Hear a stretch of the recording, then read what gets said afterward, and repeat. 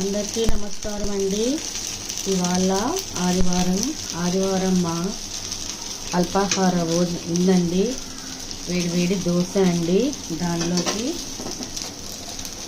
ఇదేండి గుమగుమలాడే మటన్ పులుసు అండి. దోండి మూత తీయగానే మంచి కమ్మటి సువాసన వస్తుందండి.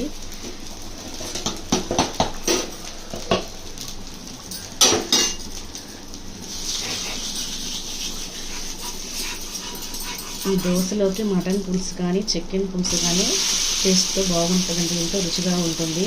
ఇప్పుడు మటన్ పులుసులోకి ఏమేమి వేసానంటే నేను దీనిలో అల్లం, తెల్లగడ్డ, ధనియాలు, కొబ్బరి, పట్టా, లవంగా, ఏలకలండి వేసి మిక్సీ పట్టి మటన్ని ముందుగా నూనె వేసి వార్చిన తర్వాత ఉప్పు, కారం, పసుపు వేసి బాగా వేగిన తర్వాత దానిలోకి టమోటా, ఎర్రగడ్డ, పచ్చిమిర్చి వేసానండి.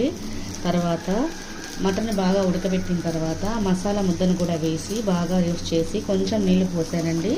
చూడండి, మూత తీయగానే మంచి వాసన వస్తుందండి. అందరికీ లైక్ చేసి గంట కొట్టండి, సబ్స్క్రైబ్ చేసుకోండి. ఇదిగోండి వేడి దోశ, మటన్ పులుసు.